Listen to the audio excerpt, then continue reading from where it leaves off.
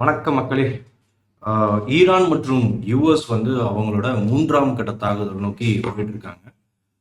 இந்த வார் திரும்ப இந்த டொனால்ட் ட்ரம்ப் வந்து இந்த லாஸ்ட் வீக்கோட மிட்ல ஆரம்பிச்சதுல இருந்து சூடு பிடிச்சிருக்குன்னு சொல்லலாம். ஏன்னா வந்து இன்னைக்கு யுஎஸ் கிட்டத்தட்ட வந்து 140 டார்கெட்ஸ் அடிச்சிருக்காங்க ஐஆர்ஜிசியோடது. இது எல்லாமே வந்து ஈரானோட அதாவது கடல் பகுதி மட்டும் இல்லாமல் உள்ளுக்குள்ள அவங்களோட தலைநகரங்கள் இது இல்லாமல் ஐஆர்ஜிசியோட முக்கிய ஏவுதளம் அந்த மாதிரி ஸ்டோரேஜ் எல்லா இடத்தையும் அடிச்சிருக்காங்க. சரிங்களா? இதுக்கு முன்னாடி யூஎஸ் வந்து 80 அடங்களை வந்து குறிப்பிட்டு பெரிய லெவலில் ஸ்ட்ரைக் பண்ணியிருந்தாங்க. இப்போ வந்து 140 விரிவடைஞ்சிருக்கு. இது வந்து யூஎஸோட சென்ட்ரல் கமாண்ட் பண்ணியிருக்காங்க. பல வீடியோக்கள் வந்திருக்கு, நம்ம அதை பற்றி பார்க்கலாம் நியூஸ் என்ன ஆயிருக்கு அப்படின்னு. ஃபர்ஸ்ட் தென் வந்து மார்க்கெட் எப்படி இருக்கு அப்படிங்கிறதையும் சேர்த்து பார்க்கலாம். ஃபர்ஸ்ட் நம்ம இந்த நியூஸ் எடுத்துட்டோம்னா பார்த்தீங்கன்னா தெரியும். அதாவது சென்காம் அப்படிங்கிறது சென்ட்ரல் கமாண்ட், சரிங்களா? மிடில் ஈஸ்டுக்கு இருக்கிற போர்ஸோட இது ஸ்ட்ரைக் 140 இடங்கள் அடிச்சிருக்காங்க மிசைல் வச்சு டார்கெட்ஸ் பண்ணி.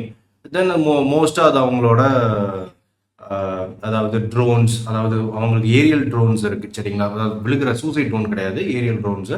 அது வந்து ரோந்துலே இருக்கும், தாக்குதல் நடத்தணும், மிசைல்ஸ் வச்சு அடிக்கும் அந்த ட்ரோன்ஸ், சரிங்களா? இதுக்கு வந்து ஈரான் திரும்ப என்ன பண்ணியிருக்காங்க, குவைத், பஹ்ரைன், ஜோர்டன், அதுக்கப்புறம் வந்து ஏமன் முதற்கொண்டு, ஏமன் இதுவரை அடிக்கலாம், அவங்க ஏமன் முதற்கொண்டு அடிச்சிருக்காங்க. ஏன்னா ஏமனோட கடல் பரப்பில் தான் அந்த 4 ஷிப்ஸ் வந்து போயிட்டு இருந்தது.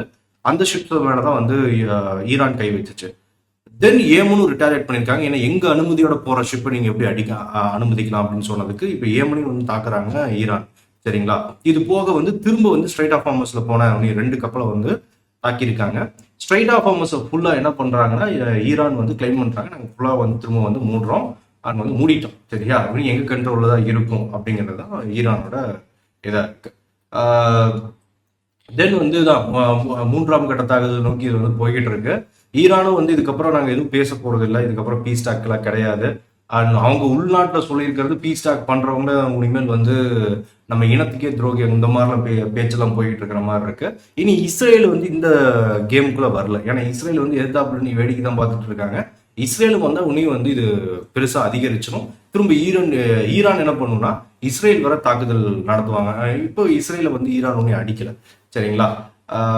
தென் வந்து இது வந்து அந்த மிசைல் தாக்குதல் வந்து நடந்தபோது வெளிவந்த வீடியோஸ், இது வந்து யூஎஸோட சென்ட்ரல் கமாண்ட் வந்து வெளியிட்டிருக்காங்க. பார்த்தீங்கன்னா தெரியும், 140க்கும் மேற்பட்ட மிலிட்ரி டார்கெட்ஸ் ஐஆர்ஜிசியோட யூஎஸ் வந்து தாக்கியிருக்கு சென்ட்ரல் கமாண்ட் அப்படிங்கிறது.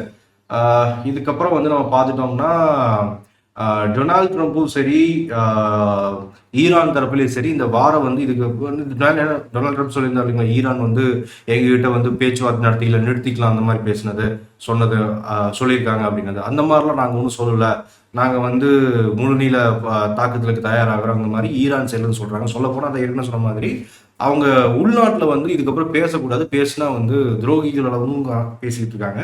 இப்போ அவங்களோட ஏற்கனவே இருந்த ஆயத்துல்லா அவங்களோட கமேனி அவங்களோட பாடியை வந்து புதைக்கப்பட்டதுக்கு அப்புறம் அவங்களோட முஸ்தபா கமேனி அவங்களோட பையன் அவர் வந்து வரல, ஒரு பதுங்கி இருக்காரு பங்கருக்குள்ள அப்படின்னு இஸ்ரேல் இருந்து ஒரு மாதிரி கலாச்சு இது பண்ணிட்டு இருந்தாங்க. அது வேற தனியா.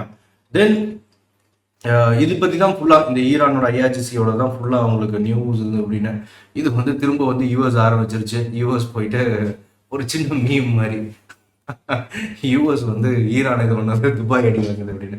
சரி, இப்போ துபாயை பெருசாக தாக்குதல் நடத்தல, பக்கத்தில் இருக்கிற குவைத் இந்த மாதிரி தான் பண்ணிட்டு இருக்காங்க.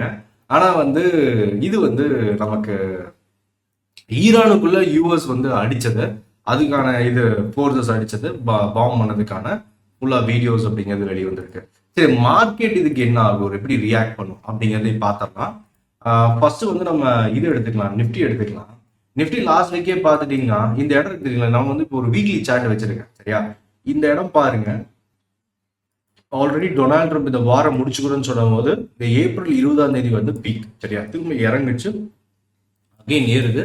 லாஸ்ட் 4 கேண்டில், வீக்லி கேண்டில் தான் சொல்றேன், வீக்லி கேண்டில் வந்து முடிஞ்ச அளவுக்கு பையிங்ல தான் எடுத்துட்டு வந்தாங்க. இது பாருங்க, இது open equal to low candle, நல்லா ரீட்ரேஸ்மெண்ட் மாதிரி, அதுக்கப்புறம் நான் பை ஆகிற மாதிரி வந்தான். திரும்ப இது டபுள் டாப்பா நம்ம கன்சிடர் தான் பண்ணி ஆகும்னு நினைக்கிறேன். ஏன்னா இந்த வார் ஸ்டார்ட் ஆயிடுச்சு இல்லைங்களா, திரும்ப வந்து இது பண்றாங்க. திடீர்னு ஒரு அரை மணி நேரத்துல எல்லாம் முடிஞ்சு போச்சுன்னு சொல்லிட்டு போவாங்க. நம்ம இவங்க கூத்தெல்லாம் ஒரு 4 மாசமா பார்த்துட்டு இருக்கோம் என்ன பண்ணிட்டு இருக்காங்க அப்படிங்கிறது. அதனால நம்ம வந்து முக்கியமான ரேஞ்ச் ரிஜெக்ஷன் பாயிண்ட்னா என்ன அப்படின்னா இந்த கேனல்ஸோட லோ வச்சுக்க வேண்டியதுதான். ஏன்னா இப்ப 4 வாரமா அரைச்சிருக்கீங்க பாருங்க, 4 வீக்ஸா நல்லா அரைச்சிருக்கானுங்க. இந்த லோ எவ்வளவு 800, 23,800 அதுக்கு கீழே வந்துருச்சுன்னா திரும்ப வந்து அந்த அப் ட்ரெண்டுங்கிற கனவை வச்சுட்டு நம்ம வந்து மார்க்கெட்டு பழையபடி அப்படின்னு நினைச்சுக்கோங்க டெக்னிக்கலா. அப்போ வந்து நமக்கு ஃபண்டமெண்டலா இல்ல மார்க்கெட் கண்டிஷன் எப்படி இருக்கு அப்படின்னா இன்னும் ஓரளவுக்கு அப் ட்ரெண்ட் வந்துச்சு ஒரு வாரம் 2 வாரம் அதுக்குள்ளே இப்படி பண்ணிட்டாங்க இல்லைங்களா.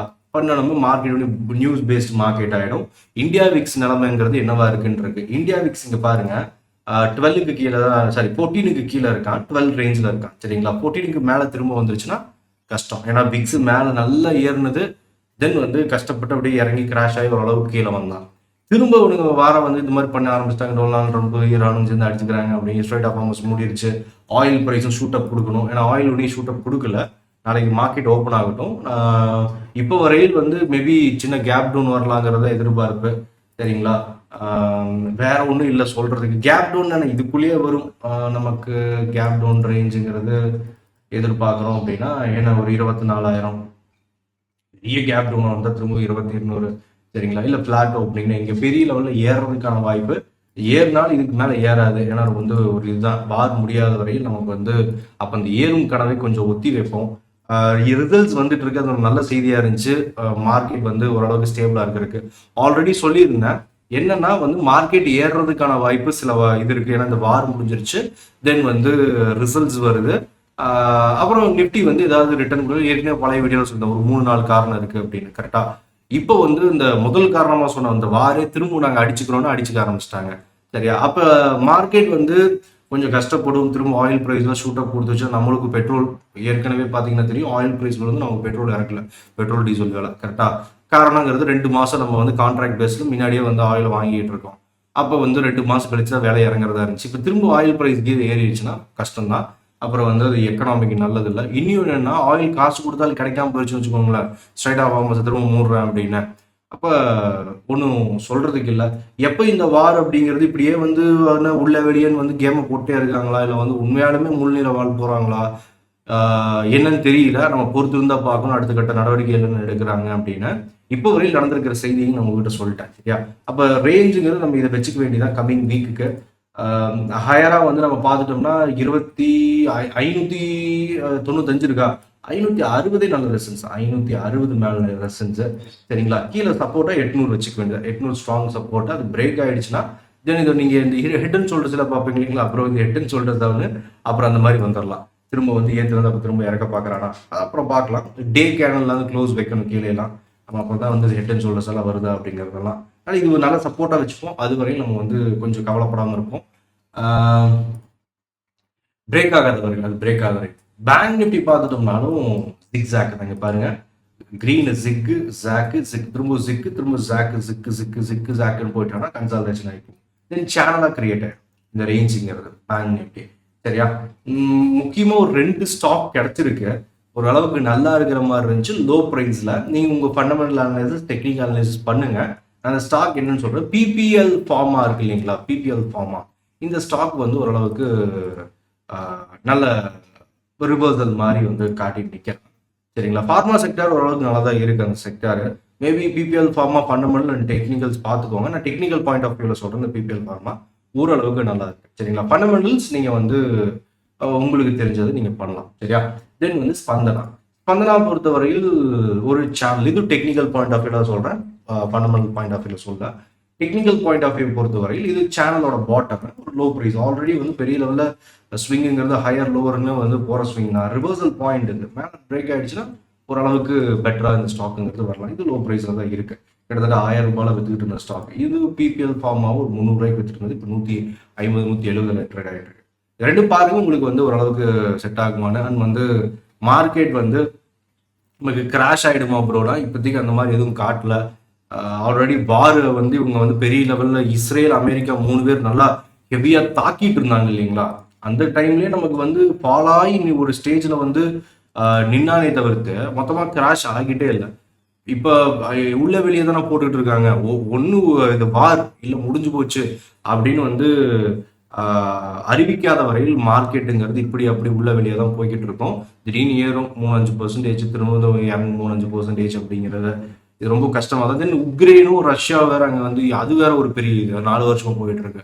அதுவும் ஆயிலுக்கு நமக்கு வந்து ஒரு பிரச்சனை இருக்கு இல்லைங்களா? அங்கேயும் அந்த எக்கனாமியும் பார்க்கணும் இல்லைங்களா? ஏன்னா அங்கேயும் நமக்கு வந்து அதனால என்ன ஆச்சு அப்படின்னா நமக்கு வந்து உக்ரைன்ல வந்து வர சூரியகாந்தி எண்ணெய் அதோட சீட்ஸ் எல்லாம் இருக்கு இல்லைங்களா? அது வந்து பாதிக்கப்பட்டது. தென் ஆயில் ப்ரைஸ்ல வந்து நமக்கு ஒரு சின்ன வந்து அட்வான்டேஜ் கிடைச்சு. இங்க அப்படி கிடையாது. நிறைய இது போகுது. இது நம்ம ஏற்கனவே வீக்கா இருக்கிற நம்ம வீக் ஆகிட்டு இருக்கிற நம்ம எக்கனாமிக்கு வந்து நல்லதில்லை. முக்கியமா கரன்சிக்கு. சரிங்களா? பார்க்கலாம். ஆயில் ப்ரைஸ் வந்து 80க்கு மேல போகல. தென் வந்து நமக்கு இந்தியா விக்ஸ் திரும்ப வந்து 14-15க்கு மேல போகல அப்படின்னா மார்க்கெட் ஸ்டேபிளா இருக்கும். சரிங்களா? இல்ல திரும்ப ஆயில் பிரைஸ் $80 $80 மேல போகுது அப்படின்னா திரும்ப அப் ட்ரெண்ட் ஆகிட்டான்னு அர்த்தம்.